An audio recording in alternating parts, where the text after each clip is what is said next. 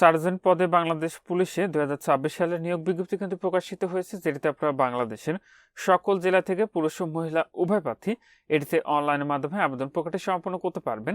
আর এটিতে আপনারা জাতীয় বেতন স্কেল 2015 অনুযায়ী 10ম গ্রেডে বেতন পাবেন 16,000 টাকা থেকে 38,640 টাকা, এবং আরও ট্রাফিক ভাতা পাবেন বিনামূল্যে, পোশাক সামগ্রী ঝুঁকি ভাতা, চিকিৎসা ভাতা এবং নিজ ও পরিবার নির্ধারিত সংখ্যক সদস্যের জন্য প্রাপ্যতা অনুযায়ী স্বল্প মূল্যে পারিবারিক রেশন সামগ্রী পাবেন।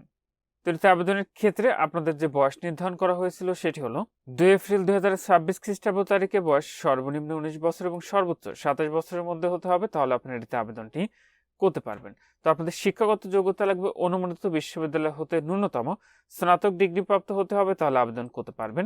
এবং মোটরসাইকেল চালনায় দক্ষতা হতে হবে এবং কম্পিউটারের দক্ষতা সম্পন্ন হতে হবে। প্রার্থীকে অবশ্যই জন্মসূত্রে বাংলাদেশের নাগরিক হতে হবে এবং অবশ্যই আপনাকে অবিবাহিত হতে হবে।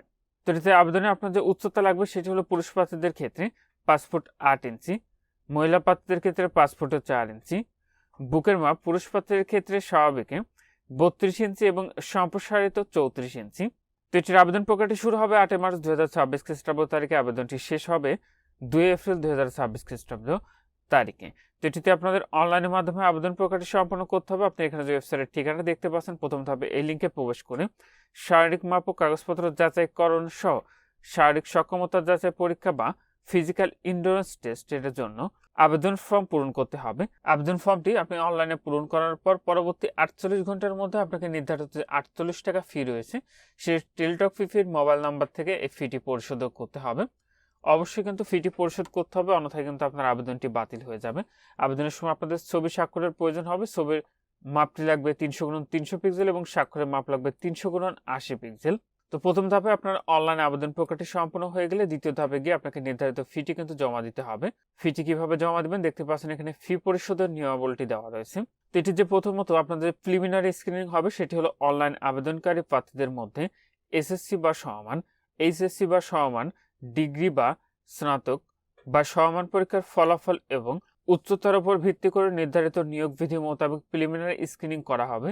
স্ক্রিনিং এর মাধ্যমে নির্দিষ্ট সংখ্যক যোগ্য প্রার্থীকে শারীরিক মাপ ও কাগজপত্র যাচাইকরণ সহ শারীরিক সক্ষমতা যাচাই পরীক্ষা ফিজিক্যাল ইন্ডুরেন্স টেস্টের জন্য বাছাই করা হবে।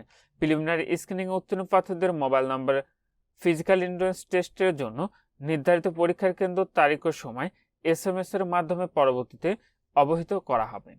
এবং প্রিলিমিনারি স্ক্রিনিং এর বাছাইকৃত প্রার্থীদের SMS পেতে ইউজার আইডি পাসওয়ার্ড ব্যবহার করে এখানে যে ওয়েবসাইটের ঠিকানা দেখতে পাচ্ছেন এই লিঙ্কে প্রবেশ করে ইউজার আইডি, পদের নাম, ছবি, পরীক্ষার তারিখ, সময় ও পরীক্ষার কেন্দ্রের নাম সহ অন্যান্য তথ্য সংবলিত admit card for physical endurance test download করে 2 কপি প্রিন্ট করতে হবে।